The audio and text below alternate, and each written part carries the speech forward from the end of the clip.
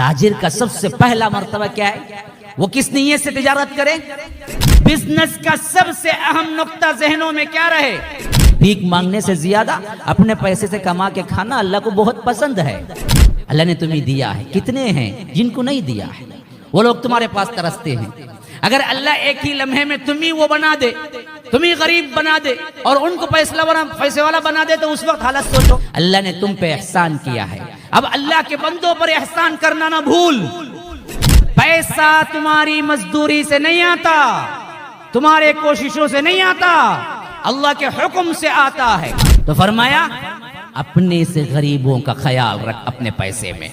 4 اصول اللہ تبارک و تعالی بتا رہا ہے تجارت کے، اس کے اوپر اپنا بیسمنٹ بناؤ، پھر آپ کو کبھی ناکامی نہیں ہوگی، دنیا بھی دنیا ملے گی، آخرت بھی آپ نبیوں کے ساتھ، ولیوں کے ساتھ، شہیدوں کے ساتھ، صدیقین کے ساتھ ہوں گے۔ فرمایا اللہ تبارک و تعالی ابتغی فیما آتاک اللہ الدار الآخرہ۔ پہلا اصول، کافر کے بزنس میں اور مسلمان کے بزنس میں فرق کیا ہے؟ اپنی تجارت سے خالی دنیا بنانا ایک کافر ہے، اپنی تجارت سے آخرت بنانے کی فکر کرو یہ مسلمان ہے۔ تجارت کیوں کرو؟ ضمنی چیز ہے، کھانا ہے، پینا ہے، لیکن ضمنی ہے۔ اصل کیوں کرو؟ اصل مجھے اس کے ذریعے سے آخرت کما لینا ہے، یہ اصول پہ زندگی گزارو۔ تاجر کا سب سے پہلا مرتبہ کیا ہے؟ وہ کس نیت سے تجارت کرے؟ کس نیت سے کرے؟ اللہ اس کے ذریعے سے مجھے دوسروں کو دینے کی توفیق دے، میں اپنی آخرت بنا لوں، تو وہ نکلتا ہے تو بھی عبادت، تجارت کا سفر کرتا ہے تو بھی عبادت۔ مثلا آپ دیکھیں، کوئی بیٹھا، کھانا کھایا، پیٹ بھر گیا، اپنے پیٹ کے لیے کھایا، اپنے پیٹ کے لیے کھایا۔ کوئی بیٹھا، بسم اللہ کہا، کھانا کھایا، اور اس وقت نیت یہ تھی کہ اللہ مجھے صحت دے تو میں اس کی عبادت کر سکوں، تو اس نے جو کھایا عبادت، اس نے جو کھایا کھانا کھایا خالی۔ اس کا کھانا عبادت، اس کا کھانا عادت۔ یہی فرق ہے بزنس میں بھی۔ بزنس کا سب سے اہم نقطہ ذہنوں میں کیا رہے؟ میری آخرت بنانا ہے، اس بزنس کے ذریعے اللہ مجھے دے گا، جو دے گا تو میں اس کے عوض میری آخرت بناؤں گا۔ اللہ پہلا اصول بتاتا ہے تاجر کا، ابتغی فیما آتاک اللہ، ڈھونڈ اللہ نے جو دیا ہے تجھے، کیا ڈھونڈ؟ دار الآخرہ، آخرت ڈھونڈ۔ اچھا، نمبر 2 سیڑھی، وَلَا تَنْسَ نَصِيبَكَ مِنَ الدُّنْيَا۔ اب کوئی اللہ والا یوں نکلا، آخرت ڈھونڈتا ڈھونڈتا خود خلاش ہو گیا، لوگوں سے منگتا پھرتا، جو آتا دے دیتا، بعد میں منگتا پھرتا۔ نہیں، یہ بھی کیا ہے؟ حد سے تجاوز کر لینا ہے۔ تو اللہ نے دوسرا اصول دیا، اپنے آپ کو دنیا میں مت بھول۔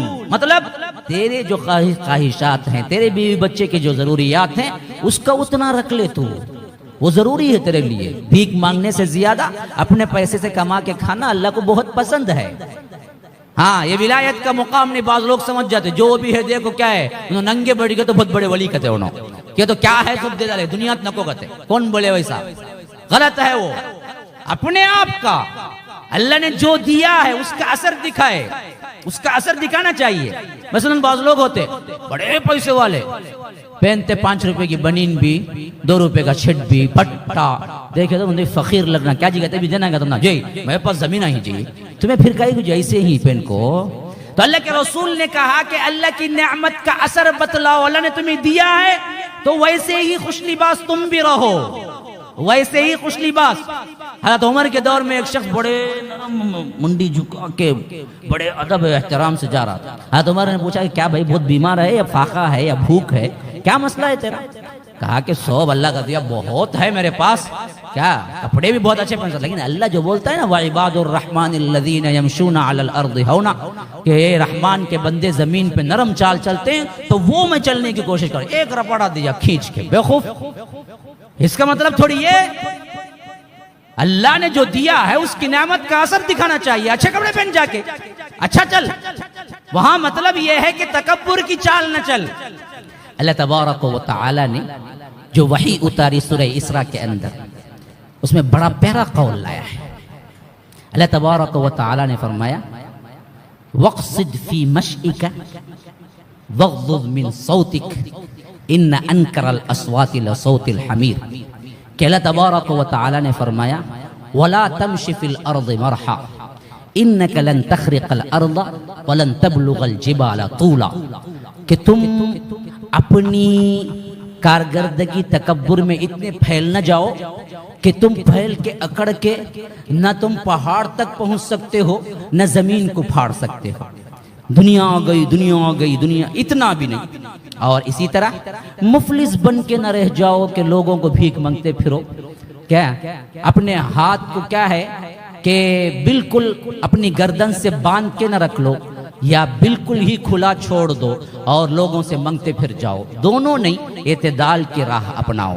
حضرت سعد بن ابی وقاص کہتے ہیں کہ مجھے ایک مرتبہ ایسی بیماری آئی کہ مجھے جان ہی جانے کا خوف ہو گیا. تو اللہ کے رسول عیادت کو آئے تو کہا کہ اللہ کے رسول میرے پاس اتنا دولت ہے, اتنا مال ہے, اور رہا میرے پاس تو کوئی میرا اپنا بیٹا بھی نہیں ہے, بچیاں ہیں, تو میں کیا سب کچھ اللہ کی راہ میں صدقہ کر جاؤں. ابھی بھی وراثت کے احکامات نہیں اترے تھے اس وقت. حضرت سعد بن ابی وقاص کو اللہ کے رسول صلی اللہ علیہ وسلم نے کہا کہ سعد, تیرے بعد تیری بیٹیاں دوسرے سے منگتے پھرنا اس بات سے بہت زیادہ ضروری ہے, افضل ہے کہ تو بیٹیوں کو مالدار بنا کے چھوڑ کے مر. کیا لفظ ہے دیکھیے یہاں پر, کیسا مینٹین. تو غریب کر کے خالی ہاتھ کر کے اللہ کی راہ میں سب لٹا کے جانے سے بہتر یہ ہے کہ تیری بیٹیوں کو تو پیسے والا چھوڑ کے مر, تاکہ وہ کسی دوسرے کے آگے ہاتھ نہ اٹھا سکے. تو یہاں پر اعتدال وہ بتایا گیا ہے کہ ایسے بھی نہ بن جاؤ کہ سب کچھ دے دو, اور ایسے بھی نہ بن جاؤ کہ سب گھٹ نہیں, درمیانی راہ چلو. وَلَا تَنْسَ نَصِيبَكَ مِنَ الدُّنْيَا. اچھا تیسرا پوائنٹ کیا ہے, وَأَحْسِنْ كَمَا أَحْسَنَ اللَّهُ إِلَيْكَ. اللہ نے جس طرح تم پر احسان کیا ہے اسی طرح تم اللہ کے بندوں پر احسان کرو. دیکھو اللہ نے تمہیں دیا ہے, کتنے ہیں جن کو نہیں دیا ہے, وہ لوگ تمہارے پاس ترستے ہیں. اگر اللہ ایک ہی لمحے میں تمہیں وہ بنا دے, تمہیں غریب بنا دے اور ان کو پیسے والا بنا دے, تو اس وقت حالت سوچو, تم ہاتھ پھراتے پھرو گے کہ کوئی دے گا کوئی دے گا. اللہ نے تم پہ احسان کیا ہے, اب اللہ کے بندوں پر احسان کرنا نہ بھول. یہ مت بتا کہ میں نے خود کما لیا, میں کیا مصیبت پڑا معلوم کرے, وہ معلوم اب دیا نہیں اللہ, مصیبت سے آ جاتا یہ پیسہ. اگر مصیبت مزدوری محنت سے آتا تو سب سے بڑا پیسے والا کون بننا, کولی والا بننا, مزدور بننا بنتا. اگر آپ یہ کہیں کہ محنت سے پیسہ آتا, اگر آپ یہ کہیں مزدوری سے پیسہ آتا, تو سب سے زیادہ پیسے والے کون ہونا, جو بوجھ اٹھاتے ہیں. جاؤ سینٹرل میں جاؤ, دیکھو کتنے کولی والے ہیں, اس میں کتنے پیسے والے ہیں. پیسہ تمہاری مزدوری سے نہیں آتا, تمہارے کوششوں سے نہیں آتا, اللہ کے حکم سے آتا ہے. ایک بندہ تاجر ہے, ایک فون کرتا ہے لاکھوں کماتا ہے, ایک فون, بس یہاں کا مال یہاں لے جا کے دو. وہ بندہ جس کے پاس خادم ہے وہ اپنے پیٹھ پہ گرمی پہ بوجھ اٹھا کے یہاں سے لے جا کے وہاں دیتا ہے, تو اس کو ماہانہ 8,000 روپے درما. یہ فون پہ بولتا ہے سامان لا کے دے گا, اس کا نفع 2 لاکھ ہے نہیں.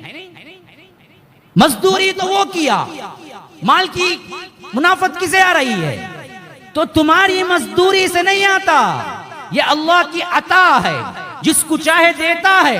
اور دینے میں 2 حکمتیں ہیں, ایک یہ کہ دینے والا اگر اللہ کا بندہ بن کے دیتا ہے تو اس کو اور دیتا, دینے والا ناشکری کرتا ہے تو اللہ تبارک و تعالی یہی دولت اس کے لیے عذاب بنا دیتا. تو فرمایا اپنے سے غریبوں کا خیال رکھ اپنے پیسے میں. للسائل والمحروم, محروم پوچھنے والے کبھی جھڑکی نہ دینا. بیٹھو تم وہاں پہ, بیٹھو ننگے سر بیٹھ کیا کر رہے ہو, بیٹھو تم وہاں پہ. میری بات سن.